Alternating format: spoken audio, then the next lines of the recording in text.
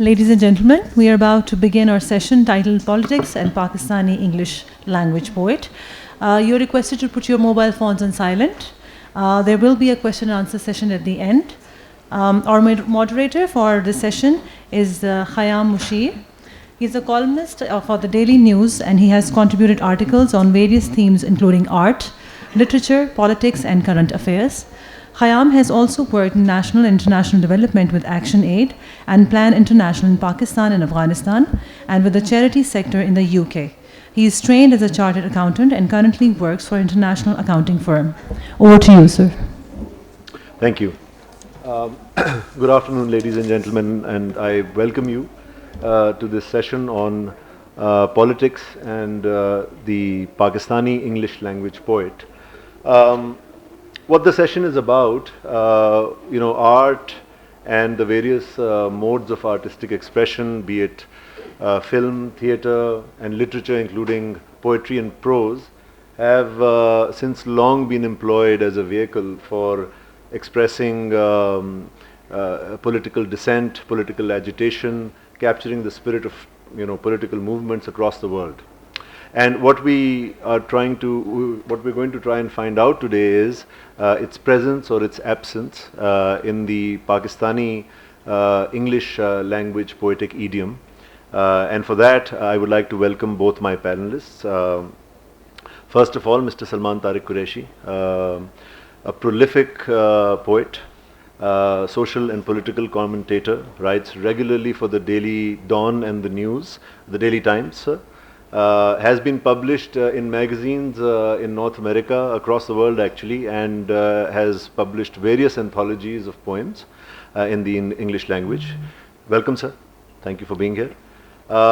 With us also is Mr. Khalique, also a poet, an essayist, social commentator, public personality, and who has also been published both in the Urdu and the English language. I welcome you also, sir. So, Salman Sahab, I would like to begin with you. And what I want to ask you is that what are the origins, if you can please help us understand the origins of English language poetry in Pakistan? Well, it goes back, English language poetry has been written in Pakistan for a long time. I've seen some old editions of the Ravi magazine, which was published by, as you know, Government College Lahore. And it has in it poems, these are Ravi magazines from the 1930s, and that includes poems by people like Faiz Ahmed Faiz in English. Swan Faiz Sahab was a professor of English at Government College, by the way, by Eric Dickinson, by Patras Bukhari, and many others. Having said that,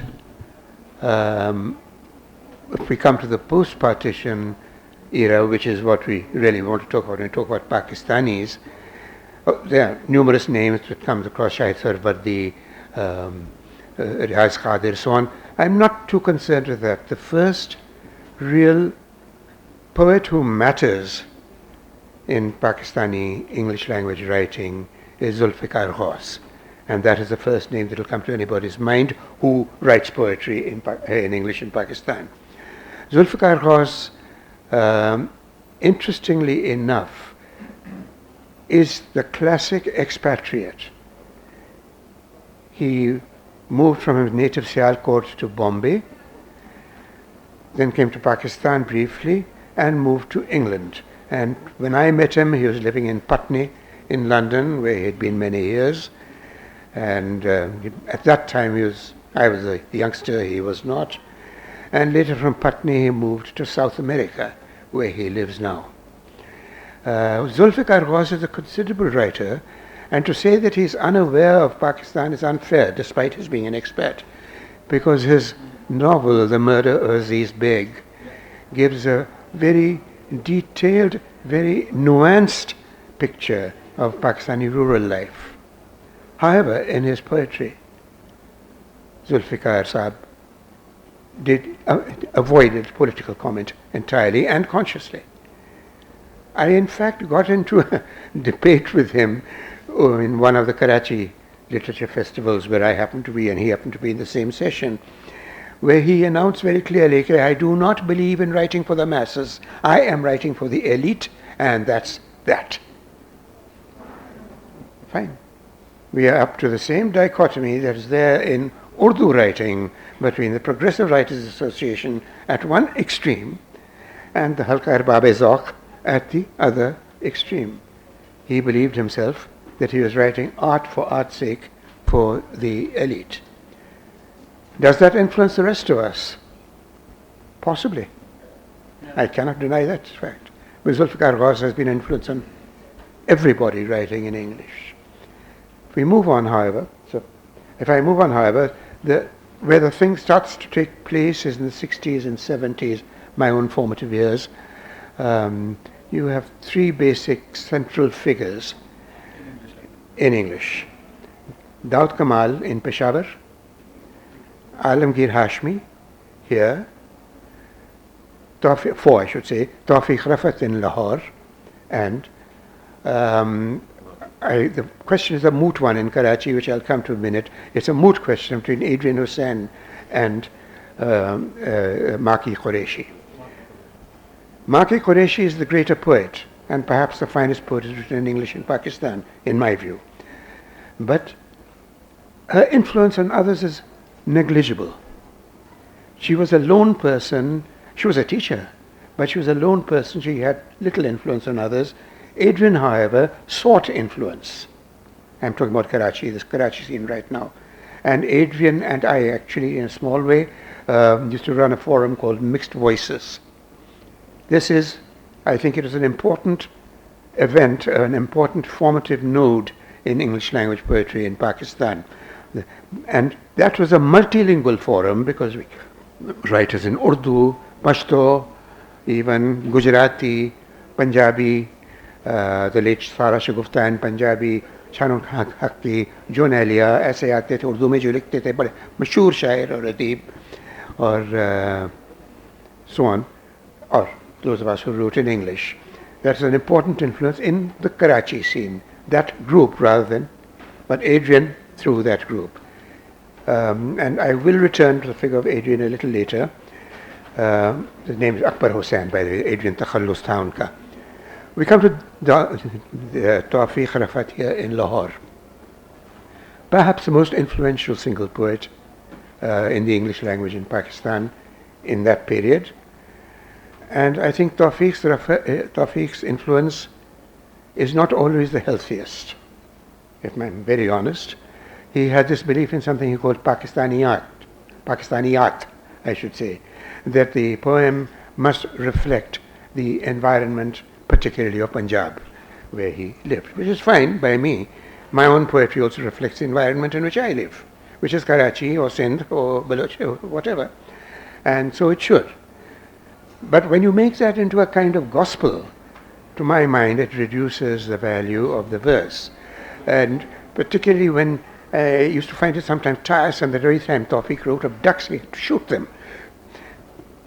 And he saw a mountain, he had to climb it. But there it is, still Tawfiq, and later like Athar Tahir, who I thought would be here with us today, but he's not come yet. He's not arrived yet, I think. Very fine writer, very fine poet in English language, and others who have been under Tawfiq's influence. Tawfiq's influence again, I regard Tawfiq's attitude towards the Pakistani or Punjabi environment in which he wrote, I regard it as an urban elitist attitude. The attitude of someone who, okay, his native Sialkot, वो सब कुछ था उसमें, मगर again, Chaudhary साहब का attitude था कि कोई बहुत बड़े चौधरी होंगे वहाँ सियालकोट के गांव के जो. It was the attitude of an urbanite who goes into the countryside, catches fish, shoots ducks, and comes back. I'm sorry, I know I'm being unkind to a man who's an outstanding poet, an absolutely outstanding poet, but there it is. So to that extent, his influence is entirely is negative, in my view. So that's very interesting. Thank you for that. And when I come again, then I said, Alamgir Hashmi and the Islamabad scene, I am personally less familiar with. I know Alamgir's work very well, but other poets out of Pindi, Islamabad, I am not as aware aware of as I perhaps should be or could be. I used to be friendly with Raja Changez Sultan, who was a fine writer, Again, he's not come, well, he's more of an artist than a poet. वो एक बार मुझे ले गया कि महफिल में यहाँ इस्लामाबाद में, और मैं बात कर रहा हूँ possibly 81 or 82, maybe around about then, and I'm afraid I did not find the work I heard terribly impressive, which is, please shoot me, Islamabad people, but this is the fact. It's a very subjective opinion from one very small sampling, so it's not important. But a much more important poet, and perhaps one of our finest poets in the English language, was Daud Kamal of Peshawar. Daud's work is exceptional, it's outstanding. After Maki, to my mind, he was the greatest. But God rest his soul, he's no longer with us, hasn't been for some years, he died quite young. Daud had a powerful sense of history, our history, powerful sense of his own environment, which was that of the frontier province, Khyber Pakhtunkhwa, and a very, very strong political convictions on the left, which he did subtly and sometimes blatantly show in his poems. So to that extent, Daud disproves what we are saying today. However, Daud, as an influence, in his day, he influenced many young writers because he was the head of the English department and a loved man. But he died, and a lot that was good in Peshawar died also, as we know. So this is very interesting, of course, and thank you, very insightful. Haris Khalique Sahab, Salman Sahab says that he's not very familiar with Rawalpindi and Islamabad in this sort of region in Pakistan. Can you possibly shed some light on your understanding of how the English language poetry has developed, particularly perhaps in Rawalpindi, Islamabad, of which you now are very much a native? Well, thank you, Khayyam. And let me thank you for, I'm not particularly representative of the Rawalpindi Islamabad scene when it comes to Anglophone poetry here. It's more recent. I was in school in the 80s when, Salman Bhai heard people recite poetry at Changez Sultan's place, perhaps. But I think things have changed. But let me go back to what you were saying earlier about, critiquing Tawfiq Rafat and how these two parallel strands in English language poetry in Pakistan evolved. I see it, and of course, whenever you go into binaries, it's always difficult because it is, you make generalizations which are not the best of way to the best way to describe a situation. But for convenience sake, the binary is that there were people in Pakistan writing poetry who could have been writing poetry living anywhere. Adrian, who's one of my favorite poets, is perhaps an example. He could have been living in Bern in Switzerland or in England or in the US or in Karachi, and he would be writing the same kind of verse. Which is superb verse, but you know what I mean. There's no habitat attached to that verse. And then there is another stream, and that stream is of which Daud Kamal is the most representative poet, I agree.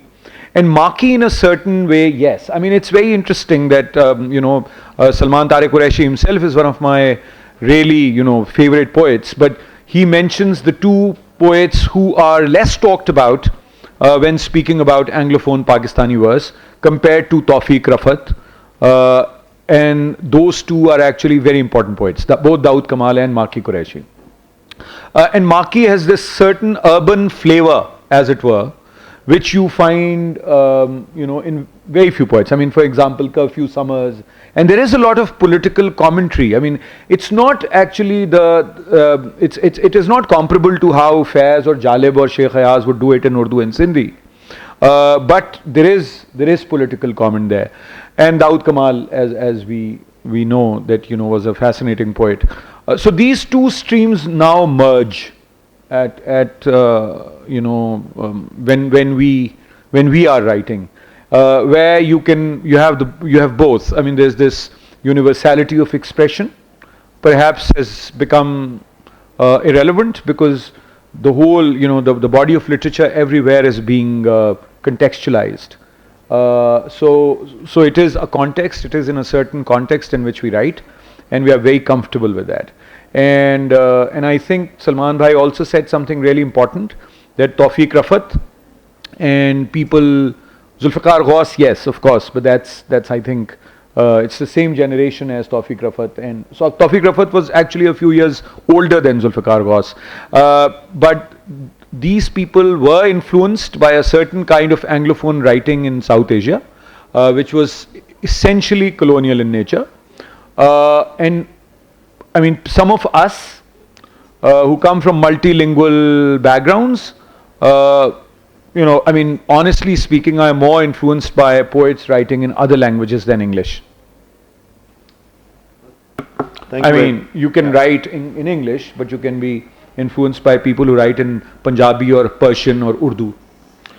So that's as a reader. Yeah, so that's a very interesting comment. And when we come back to Pakistan, we realize that all the resistance poetry, all the poetry that has captured the the various political movements, not only in Pakistan but across the world in the 20th century, have naturally, that poetry has naturally found its home in the Urdu idiom.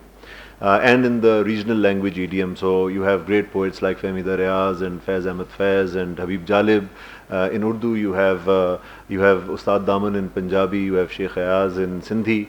But we find that despite the fact that we are a fairly Anglophone society, culturally and socially we are fairly Anglophone, we find that the Pakistani English language poet has somehow carefully avoided commenting on political and social matters. Salman sir, what would you like to say about that, sir? Unfortunately, what you're saying is true. To an extent, it is inherent in the kind of tradition that, or the lines of tradition that I was suggesting, the dichotomy, the colonial attitudes, frankly, of Tawfiq and Zulfikar, and which were not true of, say, Dawood, who did not hesitate. Do I hesitate? I can only, it's a specific case. Do I hesitate? Yes. I have to accept that. I hesitate to write. And why is that so? And this is what I want to come to. I tend to feel that in my prose writings, look, my political opinions are liberationist. I think that's very clear. I belong very clearly to the left, and I'm very clearly that's where I belong, to the democratic left. And I express that very clearly in most of my prose writing. When I come to verse, what am I saying? The problems are so large that I am writing about and perhaps this is a cop-out, but I'm going to say it honestly. The problems are so large. I mean, hunger does not have any nuances. Poverty does not have any nuances. Oppression does not have nuances. It is oppression.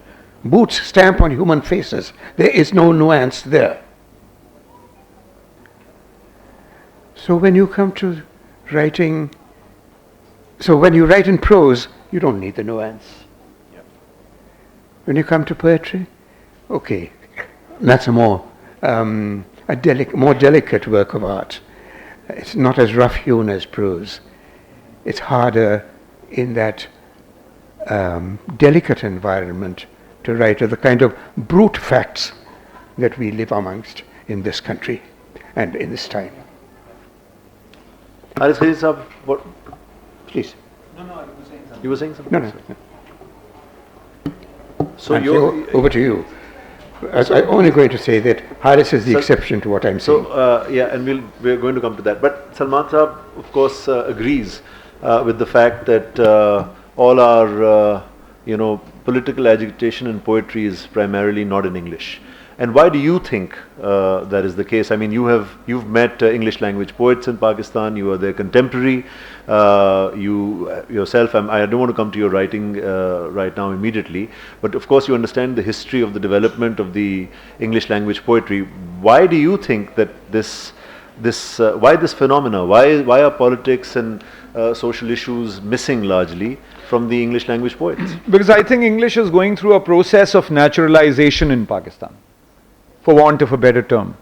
It was not the case until some time ago, and it is one of the many languages that we speak and use, and there is a lot more interaction with other Pakistani languages that you see. English has been an elite. Well, Urdu to an extent has also been an elite language, but English entirely, it was the language of power and language of elite, and it determined your social class, your economic class, and you see that is to an extent, it stays the case. You would still find that as a divider between different classes or segments or populations in the country. But at the same time, there's this sort of a leveling effect also that you find. I mean, you find more people from diverse origins and diverse classes learning English and using English. I mean, not perhaps the first generation would start using it as they, for creative expression, perhaps. And that can also be challenged. I'm making a huge generalization, but yes, I mean the language is there. It is available. It is a more Anglophone society now than it was when I was growing up. So I think since it has been an elite language until recently, fairly recently, so you don't find the beat of us, the connection, the organic sort of subjects and themes that you find in other Pakistani languages, as if English is also one Pakistani language, which I think it is, but that is changing, and it will change, because if English is being learnt as the first language now by a large number of people, it will change, and you will find more people commenting on their immediate circumstance, their environment, their issues, and their feelings. I just want to interject, sir, and you can also comment on that. But this sort of raises the question then that the poet, when the poet is expressing himself or an issue, is trying to articulate an issue in poetry which is close to his heart, is the poet necessarily concerned with social mass outreach? And is that why he will choose a particular idiom, or is it that he's comfortable communicating certain, his thoughts, his feelings about a particular issue, and he can do so powerfully? So, for example, is that why an English language poet would hesitate in writing about these issues because they are not comfortable with the idiom, or is it that they just don't find that it's relevant because, like you pointed out, English is the language of the elite in Pakistan, and so there is very little mass outreach possible, which is possible in a regional language in Urdu?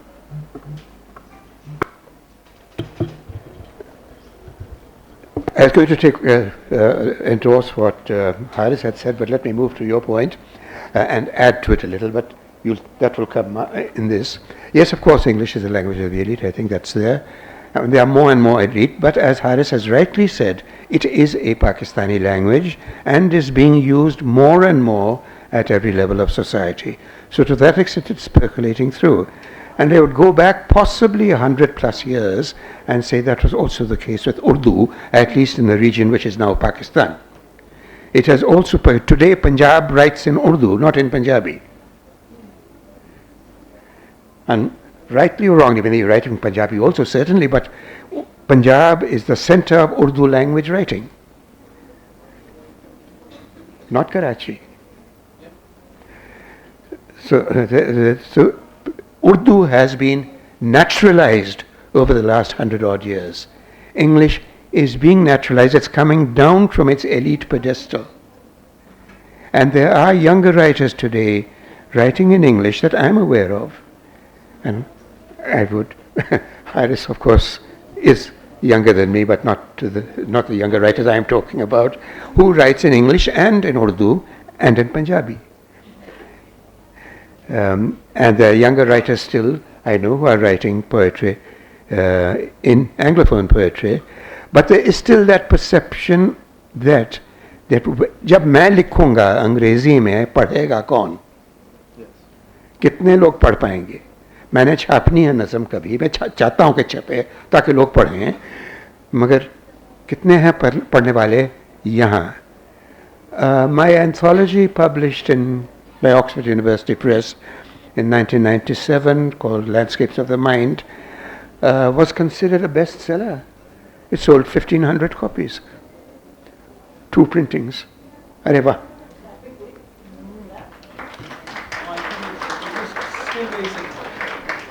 पंद्रह सौ कॉपियाँ बिकी.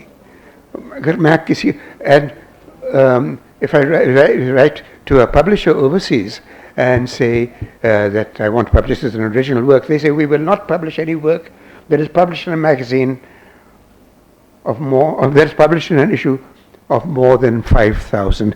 5,000 is the minimum cut-off point. You are not published below 5,000. This is the kind. So if I am writing in English, I am not writing for a Pakistani audience. At least I have that feeling. Lihaza, should I avoid this controversy?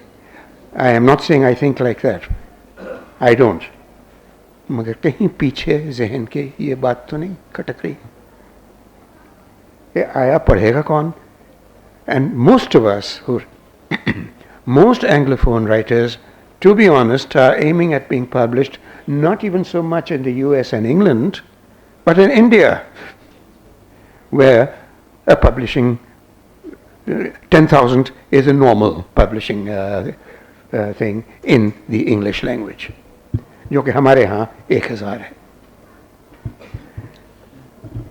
So, Haris Khalique Sahab, what is your experience? I mean, you've been published in, well, like Salman Sahab said, in all 3 languages. How do you feel? You've been published in the English language before, your poetry anthology has been published, and more recently you've also published another anthology. So what is your experience of the reception and, the impact, so to say? देखिए poetry का जो genre है ना वो सारी दुनिया में it's on एक रिट्रीट पे है. We are living, I've said that before also, but I'm, at the cost of repeating myself, that we live in the age of fiction, where fiction is written in haste and sold in abundance. So it's actually, largely, I mean, exceptions are always there to prove the rule, but it's largely second-rate fiction that you see coming out of non-native English-speaking countries, and you still find, and you can read the bias, but you can still find much better poetry coming out.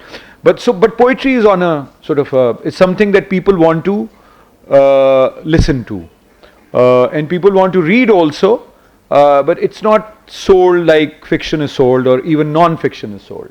So it's global. Print runs in England have also gone down significantly. It's Salman Bhai, not 5,000 anymore, which is the cutoff. It has come down. I mean, of course, if you're Ted Hughes, then you'll be sold 100,000 copies. But things are changing. Then social media has also impacted poetry in ways never known before, because poetry has suddenly become very popular on social media, and you would find these couplets. If we speak about Urdu, जो शेर हैं, या बैत है, या दोड़े हैं, या दोहे हैं, वो आपको इसी तरह अंग्रेजी में lines from from poets which you would find circulating, being made part of different memes or being circulated on their own. So you see, it's just the media of communication which change. But going back to the fundamental question about who is, I don't really, I shouldn't say that because there's so many readers in the audience, but it wouldn't really matter to me who reads it and who doesn't, because it does matter. I mean, I write so that people can read, but when it comes to the use of languages, I think there are enough Pakistanis who read English poetry. There are lots of Indians who read my verse in English. There are people living in other parts of the world who who read who read anybody's work produced in Pakistan in English. So, and if you have and if you write in more than one language, then you are even more comfortable. So I don't see that as a problem really. But I still insist that a monolingual society is not something we should aspire for, one. And two, English is not the sole representative language of our creative expression. So it is one of the many languages that we use, and we should be comfortable with,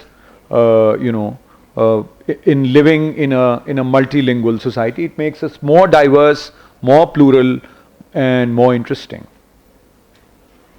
Thank you. And you make an interesting comment there about literature being written in haste and being published in abundance. And I think for me, one of the questions that came to mind when I was thinking about this session was, and we've got a lot of young people sitting in the audience right now. Today's world, which is obsessed with social media, with the 24-hour news cycle, and where consent is primarily being manufactured through the digital medium, and it's so convenient. The outreach is so phenomenal. If there were a serious social or political issue, and actually all of our social and political issues in Pakistan now are being debated on Twitter and Facebook and WhatsApp. So is it even really relevant, gentlemen, for poetry to be written that is about politics in society? Does it really matter any longer? Is it, you said it's receding, Haris Khalique Saab, poetry in print. Is it going to recede further? Do you think that that's the telos of this entire movement, that we're just going to find small islands of appreciation left for poetry?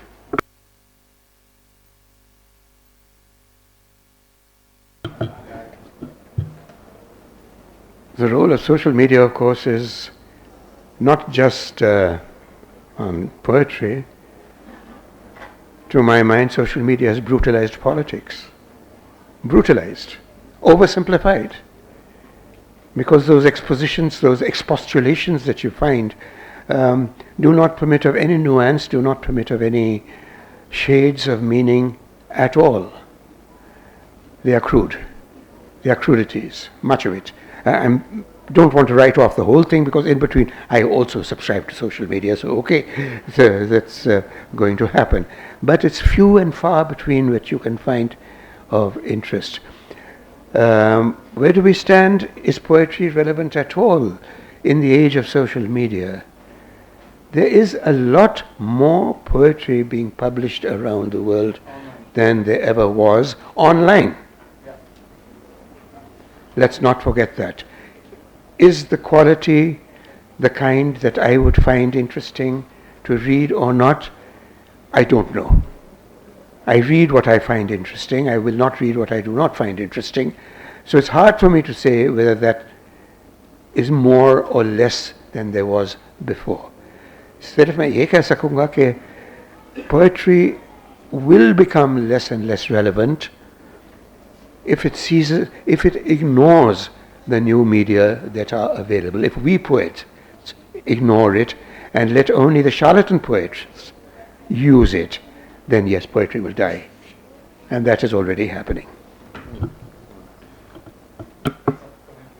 Haris Khalique Saab.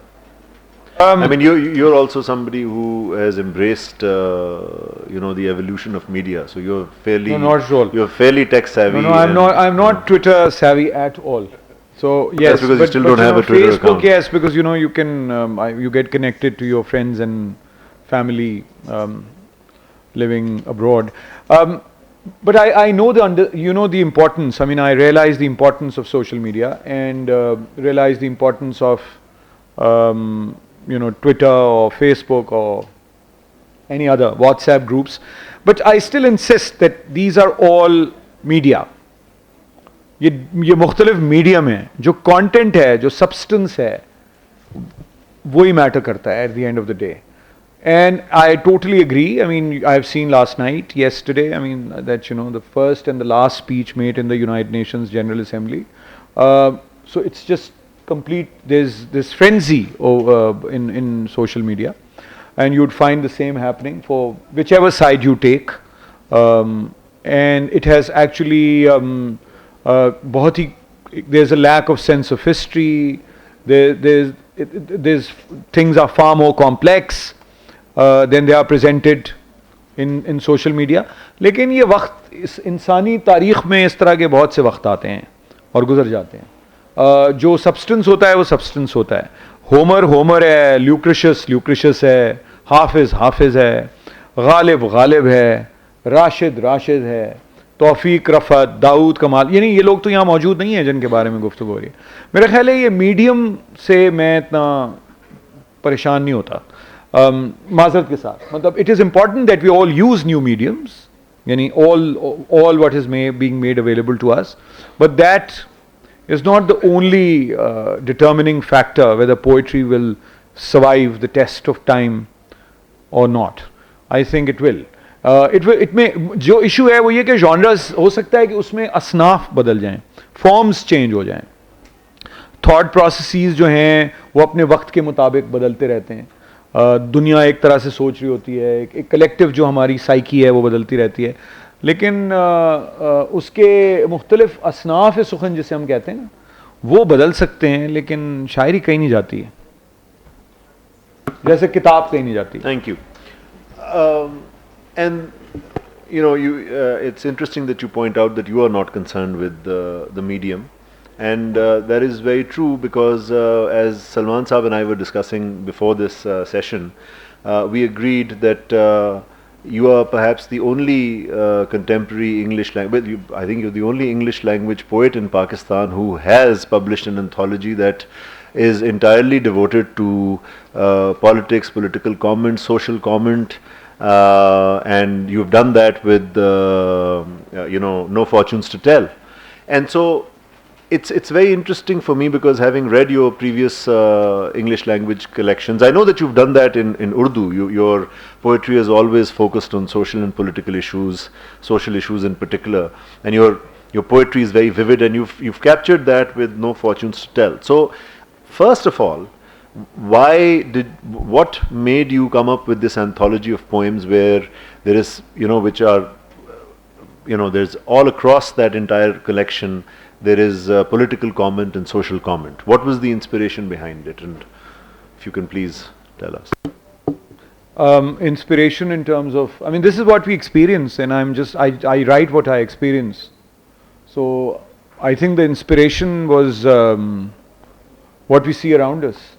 And it's really difficult. If I were I have this friend who's a writer, she's an Irish writer, and she commented once that we were having this conversation about the kind of poetry that I write, which she objects to always, and there's a reason, because if I were in Ireland, in a small village amid snow-clad mountains and serenity and peace, then I wouldn't have been writing the kind of verse that I've written in No Fortunes to Tell. So it is my experience, and this is what I have gone through, and this is what people like me and my friends and my family and my colleagues and my readers go through. So I think it comes naturally. You can't, there's a war around you. You've lost 70,000 people in this country. You have to be really insensitive to forget that. You have to be really insensitive to forget what is happening in Yemen, what has happened in Aleppo, what has happened in Waziristan, what continues to happen in Balochistan. It's just, you have to be very insensitive. And how can a poet be insensitive? I may be a minor poet, an inferior poet, but I am sensitive, and that's why I write poetry. So this is what is happening to me and to my people, so I write about that. It's fairly simple. The halat or zamana jo hai, wo inspiration hai. So speaking about halat and the environment, Salman Sahab, do you think that your next anthology, you mentioned that there are many unpublished poems that are primarily have dealt with political and social issues. Do you think that you're now also going to be in a frame of mind to probably come up with an anthology where your political poems will come to light? Well, I'm uncertain about that, because I wrote a lot of what I call political material back in the 60s and 70s, particularly at the time of the anti-Ayub uprising, the youth uprising around the world in the 60s, and then the 70s, the rise of the People's Party, the fate of Zulfikar Ali Bhutto, and particularly the situation in East Pakistan, Bangladesh, which was a horror story happening in front of me, in front of all of us, although we denied that it was happening. That denial was the subject of a lot of my poems at that time. Those poems I've never published. And they perhaps should be, perhaps I could pull them out and refine them. Some of them I find too angry for even me to stomach. But I was looking at one or two recently, and मैंने कहा नहीं ये तो बहुत ही ज़्यादा, ये तो बहुत ही ज़्यादती है. So anyhow, that's another story. Coming to today, I don't know, I won't know how to begin. I have, however, there is a 15 connected short stories which constitute a novel which are politically based, which I have got ready for publication. I don't know when some publisher picks it up.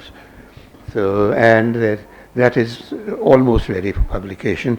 There is a novel which I have started writing, and this is set in rural Punjab, rural southern Punjab, and certainly deals very much with issues, the kind of issues we are talking about, because southern Punjab, I think, is like a nodal point of Pakistan.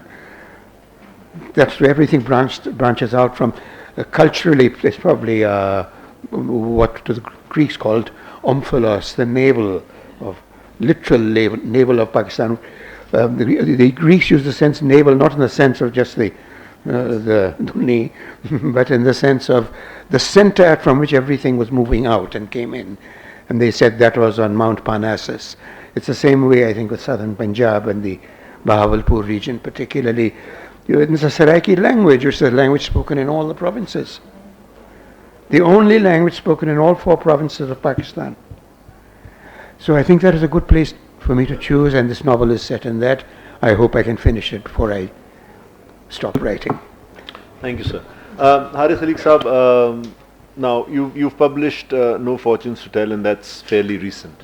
And even your close friends and family usually don't know what your next creative project is going to be. But when we read Crimson Papers and then you published this anthology, it occurred to me that it was almost as if, and Crimson Papers was also very political and very, a very, strong comment on society, Pakistani society in particular.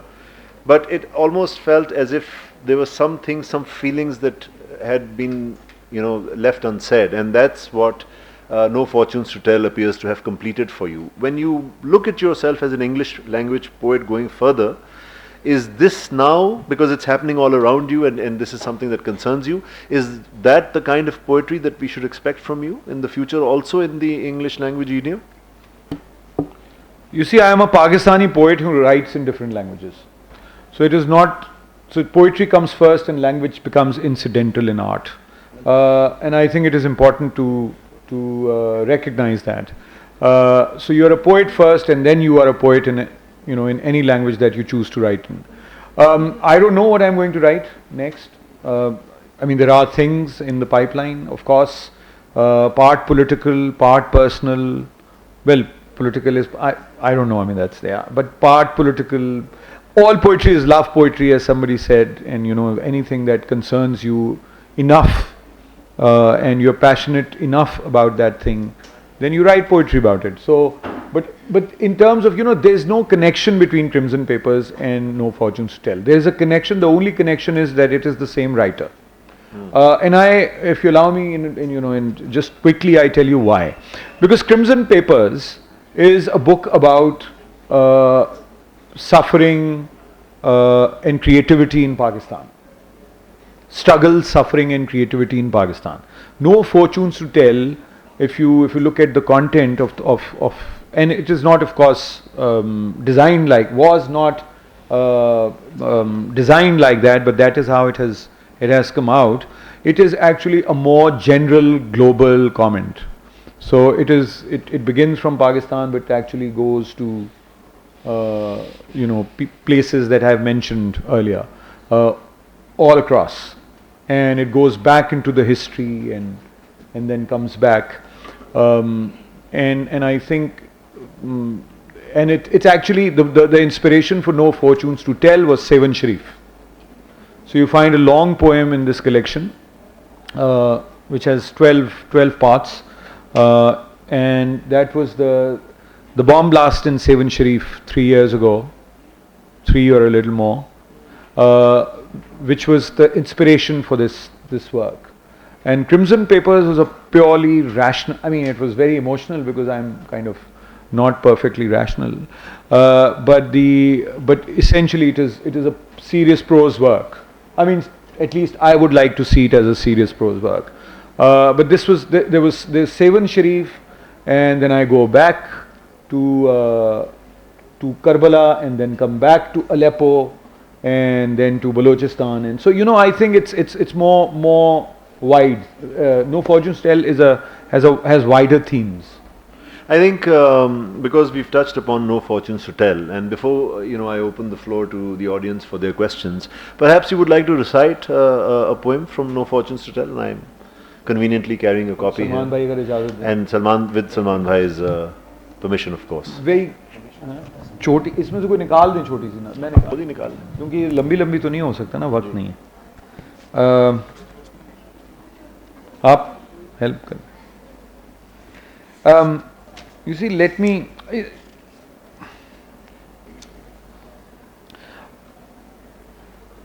ये वाली The Magician and the Boy पढ़ना? Yeah.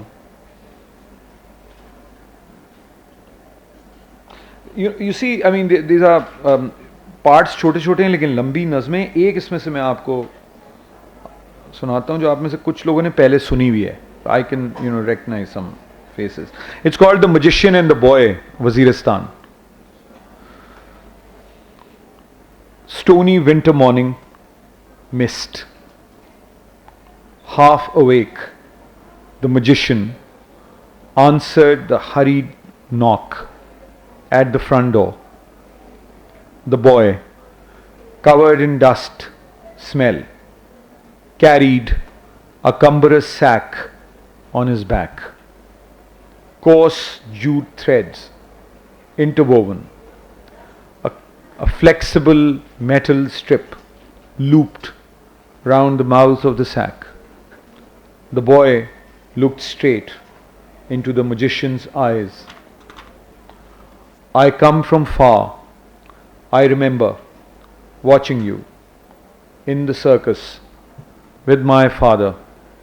You had cut a woman in half, put her back. They were all burned to death after the bomb went off. Only my mother's body is not charred. I bring her to you. She's only cut in half. Wow. Thank you. I think we can open the floor to the audience for your questions. Please, very good. The lady in the front. Assalamualaikum. I want to ask both of you, the poets, that once in the discussion you people said that poetry is retreating globally and especially in Pakistan. Yes, in print. So there are many people that I know are writing poetry and they do not find a publication house that would let them publish. And there are many people who were offered to be published, but the publishing house wanted money as well.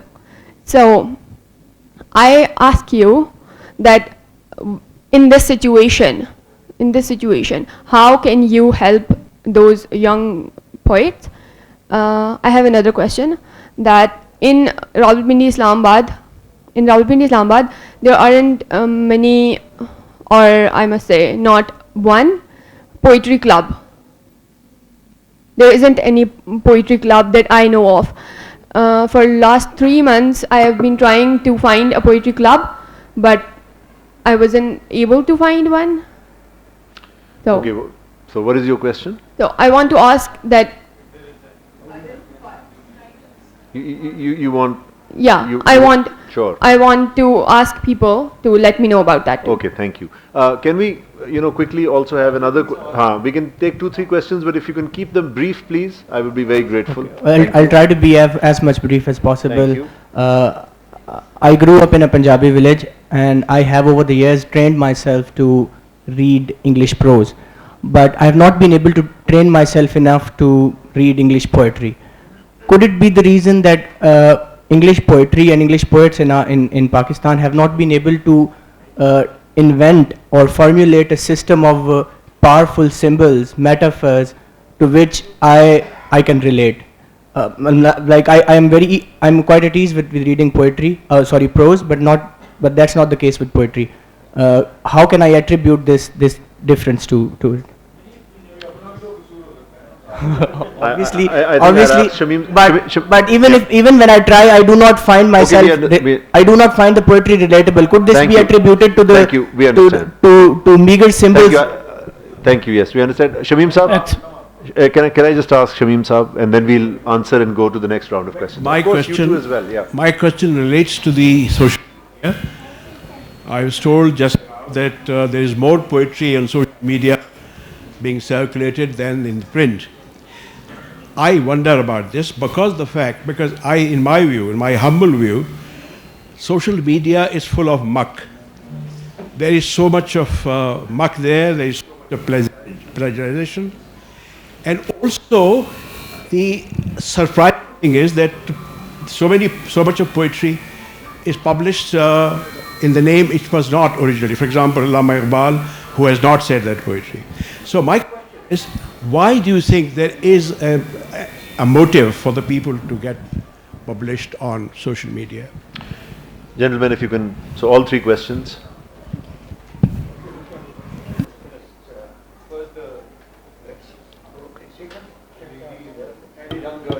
Yeah. Okay. That was aimed at you. So the difficulty in getting published and then not having a... Well, you see, you have to cultivate friends who are rich. No, seriously, I mean, nobody else publishes your English verse. I mean, brother, koi nahi chapta. What we can do is actually we can use and it partly answers your question also, Shamim sir. What we can do is we can create our own platforms, both virtual and real. Nobody stops you. When we were growing up, like Salman bhai mentioned mixed voices in Karachi, that was before me, but when I was growing up, I mean, there were so many groups across Pakistan, in Karachi and elsewhere, where people would get together, they'll form groups. So young people shouldn't really actually wait for people older than them to guide them, because there's so much. जोश साहब का एक शेर है कि पस्ती से जवान नस्ल चले सुए बुलंदी, रस्ते से जो हट जाएं बुजुर्गाने गरामी. So basically we are coming to a stage where there is a generation which not includes us entirely, but some of us, but people who have been older than us, they failed us completely in terms of supporting cultural and social, you see, supporting the society, enriching it culturally and institutionalizing culture in Pakistan. So I think it's actually, you create your own club. You can find many, by the way, in Pindi, Islamabad. I know of a host of book clubs in Islamabad and Rawalpindi, which you can find on the net. Just Google it, Islamabad book clubs, and you'll find a list. So you will find many book clubs, poetry clubs, but create your own. I mean, if you're interested in writing. As far as publishing is concerned, we would need to go online. Unfortunately, that is the only way. Yeah, and I may add that globally now, most young authors in poetry and prose are preferring to self-publish electronically. And Amazon is, the easiest sort of medium to do that.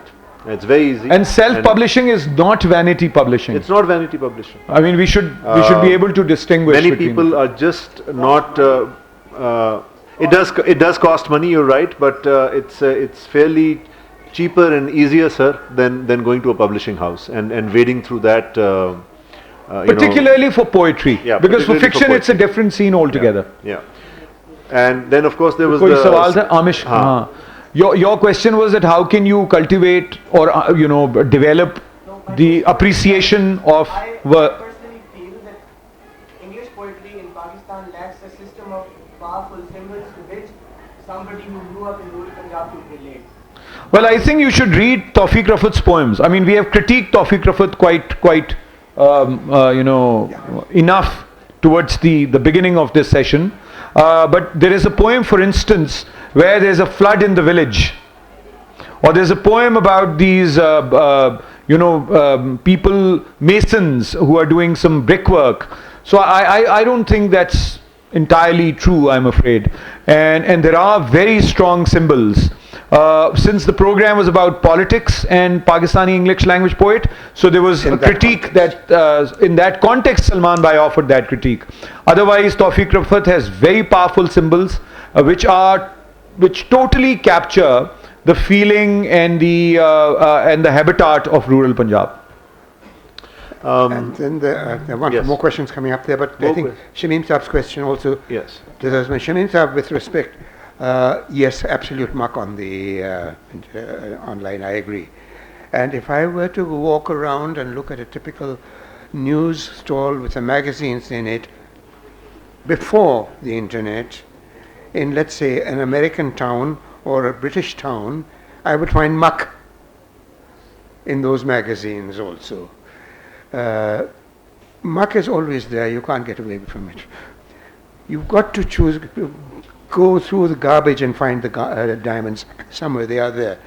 I myself have reservations about the social media, which I expressed, the overgeneralization, the lack of shades of grey, or any other shades for that matter.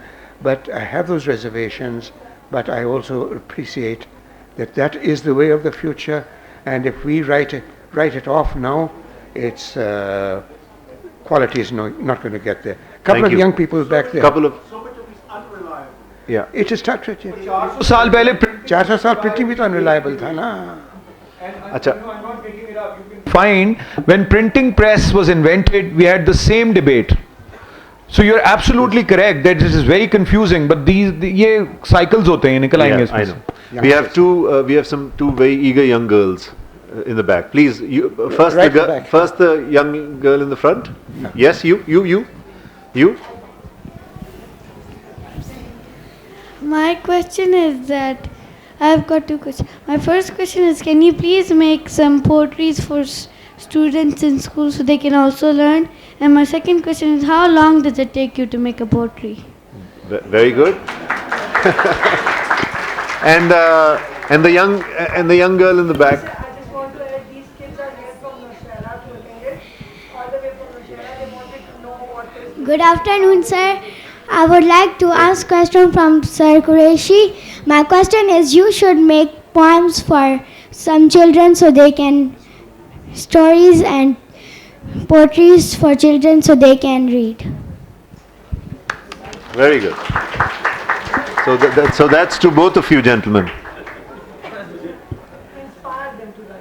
Okay, Yes. I think the answer to that is straightforward on the last question, which is I am a consultant with Oxford University Press, and they do publish books of poetry for children and books of stories for children. Do we need more such things? Yes, many, many more. I am a little past the age where I could conceptualize work for children, but there are others whom I'm sure would be happy to do the job. The other question is that how long it takes you to write it. How long does it take me? I think it takes forever. Because every time I look at a poem of mine, I think, oh, ये line मैं बदल देता हूँ, ये लफ्ज़ थोड़ा सा बदल दें. छप भी चुकी हैं, मुझे नहीं पता, but वो ख्याल आता है. I've never finished writing any poem. However, if you want to know how long, a more direct answer is probably about 4 days to a week after which I can say, हाँ ये मुकम्मल हो गई है फिलहाल. उसके बाद मैं बताता ही रहूँगा. A question in the back, gentleman in the back. Good afternoon, sir, and it's been very nice to hear you. It's a kind of question and a humble proposal or suggestion is like that. Ke we do have a lot of literature for the children in English context, like written by Charles Dickens and then being published by Penguin series and all that. And their abridged forms are there. So this is a humble suggestion to you scholars and research people and experts of the language. You should write some English prose and poetry in context of Pakistani, purely in our context, in our culture, which should reflect. So it would be very easy, because as you have been mentioned, English now has been transferring to the different segments of the society due to the invention of all that social networking medias and things like that. Okay, so thank you. Thank you. And then we just have time for one last question, please. I have a quick question. Yeah. Yeah, thank you. That is more of a suggestion, and I think you're absolutely right. It's a we have to contextualize what is available to our children, not just in English, but in also other languages that we speak in, right? Yeah, correct. Absolutely. Yeah. Your question is the last question. I would entirely agree. Yeah, thank you for a wonderful conversation. I have a briefly, yeah. Yeah, I have a quick comment and a quick question. Yeah, I won't sure. take a lot of time. Thank you, Hans. Please. Okay, so my comment is that in the mid 20th century, whatever happened to art in the name of postmodernism is happening to poetry now. When we see a lot of Insta poets, for example, you have these minimalistic spoken word, one word, and then an image, and then poetry, gets really viral. So I think people will have to, and we do have a lot of younger people here. They will have to understand, as you, Harris, also said earlier, that the content, it matters the most. It will determine कि किस poet की life है या नहीं है eventually. या वो मुकाम मिलेगा या नहीं. My question to you, sir, is that how do you edit your poems? Because you just said that you keep making these amendments. What is that? Do you have a rule that you follow? What is that magic trick? If you would like to share that. Can we, because our time is up, and so, sir, if you can quickly comment. Very quickly, I would refer to if the editing part, the editing, I never know when it's finished. I never will. The artist Mushir Mirza, who was a painter, God rest his soul, always used to say, "Yaar, mainu kade nahi pata कि तस्वीर कद मुक गई है. जब मैं देखता मैं जाके और शीशा लगा देना." That happens, and it happens in your poetry. It will always happen. And then on the other poetry, the new kinds, the new forms. Hey, I'm a great believer. Let all flowers bloom. I may not like the smell of this one, but I will like the smell of that. आप कर ले फिर एक. Yeah. If you're following the traditional forms with all these pentameter, iambics, and in Urdu, if you're writing ghazal, for instance, then you are bound to finish it. But if you're writing free verse, prose poetry, it's always you're editing, always editing. Even after you have published, you will edit. लेकिन जो वज़न का मसला है ना, वो आपको रोक देता है, चाहे वो उर्दू में हो, अंग्रेजी में हो, किसी भी ज़बान में हो. वो अगर आप उसमें ज़्यादा तरमीम और तनसीख करेंगे तो वो शेर वज़न से गिर जाएगा. माफ़ कीजिए, उसमें भी आप कर सकते हैं. उसमें भी करते हैं. उसमें भी करते हैं. I write metered verse and I find myself. Okay, You do. Final question. This young lady in the front. This young lady in the front, please. Sir, I wanted to ask, is it important or is it good for children to read poetry? We can give. I think the one word answer would be absolutely. Absolutely, So, I'll go why further. is it important for I'll go further. What kind of child does not read poetry? We all do. We've all read poetry and we've all written poetry. Everybody has written poetry at some time in their lives, good, bad, or indifferent. And so will you.